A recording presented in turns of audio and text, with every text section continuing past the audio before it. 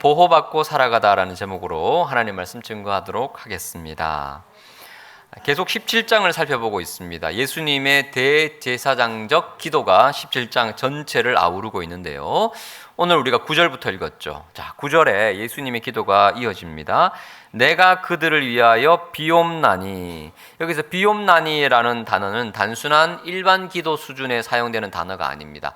간청하다, 탄원하다라는 뜻입니다. 예수님은 지금 간절히 하나님께 요청하고 계십니다. 누구를 위해서요?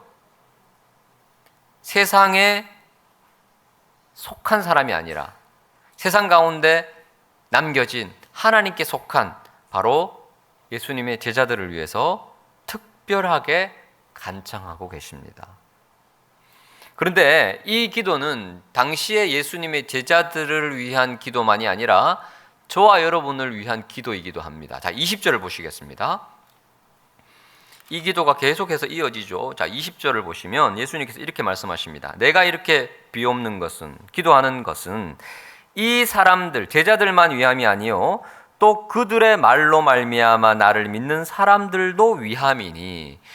예수님께서 제자들을 위해서 하시는 이 기도는 제자들을 위함만이 아니고 제자들을 통해서 예수님 믿고 구원받은 많은 성도들, 또 그들이 전도하고 선교해서 예수님 믿게 된 수많은 사람들, 저와 여러분도 포함되죠. 우리를 위한 기도이기도 하다라는 뜻입니다. 어떤 기도입니까? 그 기도의 내용이 11절에 있습니다. 자, 11절을 보시면 나는 세상에 더 있지 아니하오나 그들은 세상에 있사옵고 나는 아버지께로 가옵나니 이제 세상에 남겨진 이들을 위하여, 그리고 저와 여러분을 위해서 기도하십니다. 거룩하신 아버지여, 내게 주신 아버지의 이름으로 그들을 어떻게 해달라고요? 보존하사, 보호해달라는 기도를 하고 계시는 거예요. 그래서 제자들은 보존되었고 우리 역시 예수님의 기도 때문에 세상에서 보호받고 여기까지 온 거예요. 여러분, 우리는 예수님의 기도를 통해서, 그리고 하나님의 전지전능하신 그 손길을 통해서 보호받고 있는 존재임을 기억하시기 바랍니다. 자, 그런데 왜 예수님은 이토록 간절히 제자들과 그리고 우리를 위해서 기도하시는 걸까요? 왜 하나님은 이 기도를 들으시고 우리를 그토록 보호하시는 걸까요? 그 이유가 무엇일까요? 우리가 보호받고 살아가는 이유가 있습니다. 첫 번째 이유는 우리가 특별한 하나님의 소유이기 때문입니다. 우리가 하나님의 특별한 소유이기 때문에 예수님이 그토록 간절히 기도하시고 하나님이 우리를 보호하시는 겁니다. 자, 6절을 보십시오. 아주 독특한 표현 하나가 있는데 반복이 됩니다. 그들은 아버지의 것이었다는 거죠. 제자들은 하나님 아버지의 소유라는 겁니다. 여기 아버지의 것에다가 밑줄을 좀 그어 보십시오. 똑같은 표현이 9절에도 나옵니다. 그들은 아버지의 것이로소이다. 여기도 나오죠. 여기도 밑줄 그으시고 10절, 내 것은 다 아버지의 것이요 아버지의 것은 내 것이요. 근데 여기는 두 번이나 반복됩니다.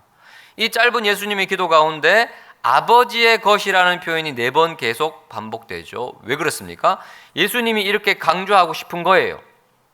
제자들의 소유권 누구에게 있습니까? 아버지에게 있습니다. 그러니까 제자들은, 그리고 저와 여러분은 하나님의 소유라는 겁니다. 그리고 10절 표현에 의하면 내 것은 다 아버지의 것이요 아버지의 것은 다 내 것이다 라고 말씀하시는 이 표현 가운데 우리는 아버지 하나님께 속한 소유이기도 하지만 예수님께 속하기도 했어요. 고린도전서 표현에 의하면 성령께서 우리 안에 계시고 우리는 성전이기 때문에 성령 하나님의 소유이기도 합니다. 그래서 우리는 어떤 존재냐? 성부 하나님, 성자 예수님, 성령 하나님의 아주 특별한 소유라는 것입니다. 그게 우리의 정체성이라는 거예요. 여러분, 저와 여러분은 하나님의 소유입니다. 특별한 소유입니다. 그래서 하나님이 그 누구도 건드리지 못하도록, 빼앗지 못하도록 보호하고 계셔요. 그래서 이사야 43장 1절에 이렇게 말씀하시죠. 너는 두려워하지 말라. 내가 너를 구속하였고 내가 너를 지명하여 불렀으니 너는 내 것이라. 너는 내 소유이기 때문에, 나의 세굴라이기 때문에 두려워할 필요가 없다는 겁니다. 악한 사탄 마귀가 세상이 우리를 흔들 수는 있어요. 때로는 넘어질 수는 있습니다. 하지만 우리가 다시 일어나고 완전히 엎드러지지 않고 완전히 인생이 망하지 않는 이유가 여기 있습니다. 우리는 하나님의 특별한 소유이기 때문입니다. 그러니까 절대 두려워하지 말라고 신신당부를 하십니다. 여러분, 예수님이 제자들을 위해서 이렇게 간절히 그들의 보호를 위해서 기도하시는 이유, 하나님께서 우리를 보호하시는 이유는 무엇입니까? 우리가 누구보다 잘나서가 아닙니다. 우리가 특출한 재능이 있어서가 아닙니다. 우리가 아주 뛰어난 능력이 있거나 보호받을 만한 자격과 가치가 있어서가 아닙니다. 그저 전적인 하나님의 은혜로 우리를 택하셨고 우리를 위하여 십자가에 달려 죽으셨고 지금도 우리를 보호하시는, 도무지 설명이 안 되고 이해가 되지 않는 하나님의 은혜 때문에 우리가 여기 와 있다는 것입니다. 우리는 하나님의 특별한 소유입니다. 자, 두 번째, 왜 예수님께서 그토록 우리의 보호를 위해서 하나님께 기도하고 하나님이 우리를 보호하시는가? 우리가 주님의 영광이기 때문입니다. 자, 10절을 보시면 내 것은 다 아버지의 것이요 아버지의 것은 다 내 것이요인데 바로 우리를 뜻하시는 거죠. 내가 그들로 말미암아 영광을 받을 것이답니까? 아니면 받았나이다입니까? 이미 받았다는 거예요. 이게 완료형입니다. 정확하게 번역하자면 내가 제자들을 통해서 영광을 받았고 지금도 제자들을 통해서 영광을 받고 있고 그리고 앞으로도 영광을 받을 것이라는 기대가 담겨 있는 표현이에요. 근데 좀 이상하지 않습니까? 이제 19장으로 넘어가시면요, 예수님이 잡히실 때 제자들은 또 뿔뿔이 흩어질 겁니다. 그렇게 연약한 제자들인데 예수님께서 나는 제자들을 통해서 영광을 받았다라고 말씀하세요. 왜 그럴까? 요한복음의 권위적인 신학자 D.A. 칼슨은 이 장면에 대해서 놀라운 은혜의 통찰을 제시합니다. 이분이 뭐라고 말씀하셨냐면, 제가 읽어드릴게요. 하나님을 전적으로 거역하고 대적하는 그 냉혹한 세상 한복판에서 제자들이 비록 흔들리고 뒤뚱거릴지라도 예수님을 떠나지 않고 그분의 말씀을 붙잡고 서 있는 그 존재 자체가 예수님께는 세상 그 무엇과도 비교할 수 없는 최고의 영광이자 기쁨이었다. 이해되십니까? 온 세상이 예수님을 대적하고 있고 예수님을 안 믿고 있고 예수님을 배척하고 있는 그 가운데서 비록 제자들이 연약하고 부족하고 여전히 흔들리고 뒤뚱거리는 모습이 있다 할지라도 예수님을 떠나지 않고 그분의 말씀을 경청하고 있다는 거예요. 그리고 예수님은 그 모습을 보시고 너무 기뻐하셔요. 너희는 나의 영광이야 라고 말씀하십니다. 자, 우리에게 한번 적용해 볼까요? 여러분, 지난 한 주를 한번 돌아보십시오.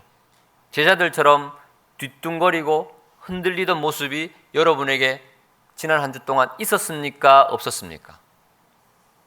네, 솔직히 말씀하셔도 됩니다. 예수님 앞에 고개를 들지 못할 정도로 부끄러운 모습 있었습니까? 없었습니까? 네. 우리 주님께서 우리의 연약함과 부족함에도 불구하고 그래도 주님 말씀 붙잡으려고, 그래도 주님의 은혜 구하는 그 우리의 그 중심을 보시고 말씀하십니다. 너는 나의 영광이야. 너를 통해서 내가 이미 영광 받았다. 그리고 앞으로도 기대할게 라고 말씀하시는 거예요.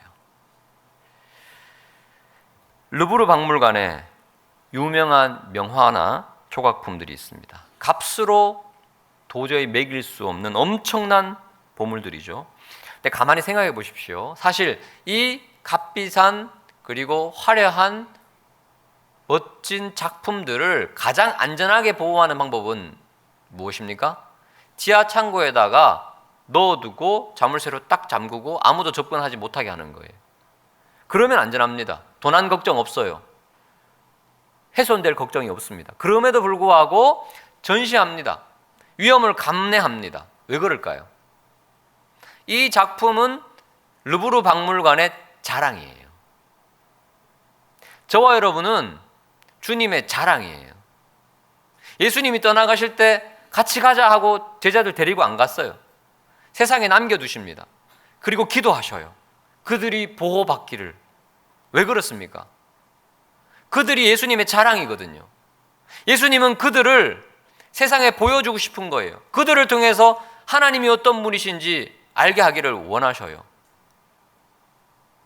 그래서 예수님은 저와 여러분을 온실 속의 화초처럼 세상과 격리된 그 어떤 곳으로 우리를 두지 않습니다. 거친 세상, 하나님을 대적하고 하나님을 모르는 세상 한복판에 우리를 두십니다. 하지만 그냥 방치하지 않으시고 우리를 위해서 기도하세요. 그리고 하나님께서 우리를 보호하십니다. 그리고 세상과 다른 방식으로 살며 하나님의 영광을 위해 살아가는 우리를 통해서 세상이 하나님의 영광을 보도록 하셔요. 그래서 예수님께서 제자들에게 너희는 세상의 빛이라 그랬어요. 너희는 세상의 소금이라 그랬어요. 빛이 되어라, 소금이 되어라 하지 않고 아예 선언을 하셨습니다. 너희는 이 어두운 세상을 밝히는 빛이야. 너희는 마디들은 세상 가운데 맛을 내게 하는, 부패를 방지케 하는 소금이야. 이미 소금이지만 소금이 맛을 잃으면 안 되죠.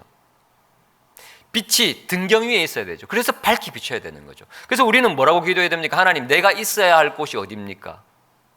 주님이 부르신 그 사명의 장소에 가서 밝게 비춰 주십시오. 빛의 사명 잘 감당하게 해 주십시오. 나는 이미 소금이지만 맛을 잃으면 안 되니까 주의 성령의 능력으로 그 맛을 제대로 내게 해 주십시오 라고 우리는 기도해야 된다는 거예요. 우리는 이미 주님의 영광입니다. 여러분 믿으시죠? 아멘입니다. 주님께서 말씀하셨어요. 하지만 그 영광을 온전히 드러내지 못할 수도 있다는 거예요. 은혜가 필요하죠. 기도가 필요하죠. 자, 에베소서 2장 10절을 보시면 우리는 어떤 존재인가? 바울이 신학적으로 이렇게 설명을 합니다. 우리는 하나님이 만드신 바다라고 말해요. 우리 단어로는 그가 만드신 바, 세 단어로 되어 있지만 헬라어로는 제가 여러 번 말씀드렸습니다. 포이에마 한 단어입니다. 작품이라는 뜻이에요. 세번역 성경에서는 작품이라고 번역하고 있습니다. 하나님의 마스터피스, 걸작품이에요. 그리스도 예수 안에서 선한 일을 위하여 하나님이 우리를 지으셨어요. 그래서 이 작품은 지하창고에 두지 않습니다. 세상 한복판에다가 두십니다. 하나님이 어떤 분이신지, 우리의 선한 삶을 통하여, 여기서 도덕적인 어떤 착한 일을 뜻하지 않습니다. 하나님의 뜻대로 살아가는, 하나님이 선하신 분이시니까 하나님이 어떤 분이신지를 보여드리는. 그래서 우리는 하나님의 형상이라 그러잖아요. God's image. 그 형상이 이미지라는 뜻이 헬라어로 아이콘입니다. 아이콘에서 이모티콘이 나왔어요. 여러분 컴퓨터나 스마트폰 보시면 아이콘이 있잖아요. 네이버로 들어가면 N자를 탁 터치하면 네이버로 들어갑니다. 네이버가 상징하는 게 뭐예요? N이라는 아이콘이에요. 세상은 하나님을 볼 수 없습니다. 그런데 우리는 하나님의 형상으로 지음받은 걸작품이에요. 세상이 하나님을 어떻게 알 수 있습니까? 저와 여러분이라는 아이콘을 클릭을 하면 돼요. 터치를 하면 아, 하나님이 이런 분이시구나. 세상 사람들이 우리와 대화하면 우리가 살아가는 삶의 형태와 선택과 결정을 보면서 아, 하나님이 이런 분이시구나. 하나님 정말 살아계시네. 여러분, 우리는 주님의 자랑입니다. 그리고 우리를 위해서 기도하시고 그리고 기대하세요.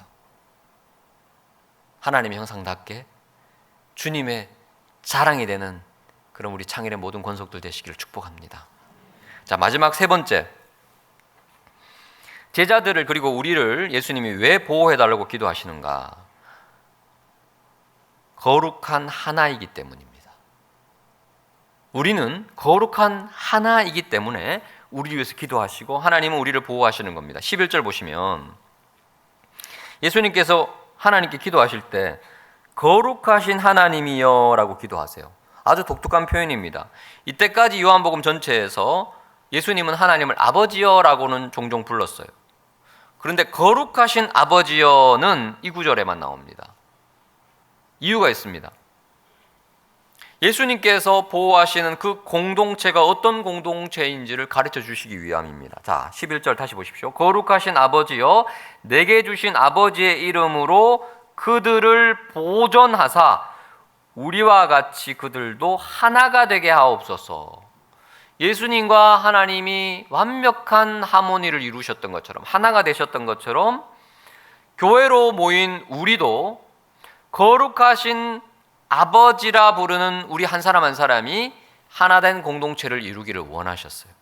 그냥 하나가 아닙니다. 단순히 우리가 잘 지내는 하나가 아니라, 동역자들끼리 사이좋게 지내는 수준이 아니라 거룩하신 하나님 안에서 모인 공동체이기 때문에 우리도 거룩을 추구해야 되죠.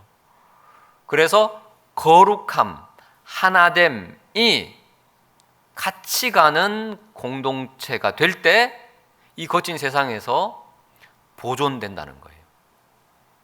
여러분, 세상에서 여러분 혼자 신앙생활 절대 못합니다. 실패할 수밖에 없어요. 근데 우리가 교회로 존재할 때 우리는 승리할 수 있어요. 그 교회는 어떤 교회입니까? 거룩한 아버지 안에서 하나가 되는 공동체입니다. 거룩함, 하나됨, 이게 양립하는 공동체. 거룩함 없는 연합도 안 되고 연합이 없는 거룩함도 안 됩니다. 유니티와 퓨리티 같이 가야 돼요. 근데 안타깝게도 현대교회는 유니티만 강조하든지 퓨리티만 강조하는 경향이 있어요. 이 연합과 거룩성, 하나됨과 진리 같이 가야 됩니다. 어떤 공동체는 연합만 강조합니다. 하나 되는 것이 중요해. 그래서 죄를 죄라고 말하지 않습니다. 그냥 다 덮어버려요. 좋은 게 좋은 거지. 그러다가 결국 세상과 다를 바 없는 공동체가 돼요. 거룩성만 강조하다 보면 하나됨과 연합을 잃을 수 있습니다. 조금만 부족해도 정죄합니다. 그러면 안 돼.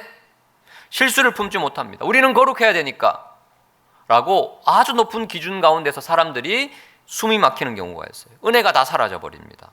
딱딱하고 답답합니다. 이 두 개가 같이 가야 돼요. 예수님이 그러셨죠. 12절 보십시오. 내가 그들과 함께 있을 때에 내게 주신 아버지의 이름으로, 거룩하신 그 아버지의 이름으로 그들을 보존하고 지켰습니다. 그 중에 하나도 멸망하지 않고 연합을 지켰습니다. 하지만 다만 멸망의 자식이 있었다는 거죠. 누구죠? 가룟 유다입니다. 예수님은 가룟 유다에게 계속 기회를 주셨습니다. 3년 동안 제자 공동체에서 머물게 하셨어요. 끊임없이 손을 내미셨습니다. 마지막 순간에도 성찬식에서도 발을 씻기시고 떡을 떼시고 가룟 유다에게 주셨어요. 그럼에도 불구하고 가룟 유다는 그 마지막 손길까지 뿌려치고 어둠 속으로 들어갑니다. 어둠과 빛은 함께 할 수 없습니다. 우리는 하나 되는 게 중요하니까 어둠도 일로 와. 안 됩니다. 교회는 어둠, 죄 양립할 수가 없습니다. 회개하고 돌아올 수 있도록 손 내밀죠. 그리고 회개하고 돌아오면 빛의 자녀가 되는 거예요. 누구든지 연약함이 있어도 부족함이 있어도 회개하면, 엎드리면, 자복하면 그의 과거가 어떠하든지 용납하는, 하지만 거룩성을 끝까지 지켜나가는 그 신비로운 공동체가 바로 교회라는 거예요. 교회가 이런 거룩함과 연합을 함께 쥐고 잡고 나아가면 이 거친 세상에서도 보존되고 승리할 수 있다는 겁니다. 사도행전 2장 42절을 보시면 초대교회가 그랬죠. 그들이 사도의 가르침을 받았습니다. 진리의 말씀을 받았습니다. 그 말씀이라는 기준 가운데서 어떻게 합니까? 서로 교제하고 떡을 뗍니다. 연합이 이루어져요. 하나됨이 이루어져요. 이게 같이 가니까요. 어떻게 됩니까? 47절 하나님을 찬미하며 또 백성들에게도 칭송받습니다. 사람들이 놀라요. 이런 공동체가 있었다고? 이런 연합이 이루어진다고? 사람들이 모여 있는데 거기에 거룩한 말씀이 있어요. 그 말씀대로 순종해요. 근데 서로를 용납해요. 다름을 인정해요. 여러분, 교회는요, 참 쉽지 않은 공동체입니다. 현실적으로 가족보다 어렵습니다. 동호회보다 어렵습니다. 향후회보다 어렵습니다. 동창회보다 어렵습니다. 심지어는 회사보다 어렵습니다. 왜 그렇죠? 교회에 있는 한 사람 한 사람 달라도 너무너무 다릅니다. 당연히 코드도 맞지 않을 수 있죠. 정치 성향도 다르고 너무너무 다릅니다. 그런데 한 가지 같은 게 있습니다. 예수 믿는 거. 그거 한 가지 붙잡고 가는 거예요. 그럼에도 불구하고 연합이 있을 수 있느냐?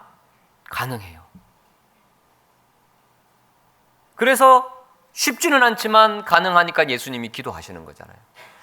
하나님과 예수님이 하나이듯 저들도 하나가 되게 하옵소서.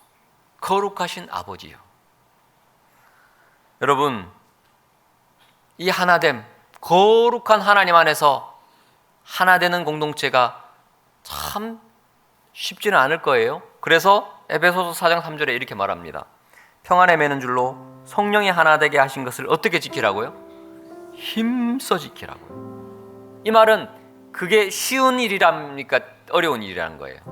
어려운 일이에요. 우리가 하나 되는 것은 너무너무 어려운 일이에요. 하지만 성령께서, 거룩한 영이신 성령께서 우리를 하나 되게 하셨어요.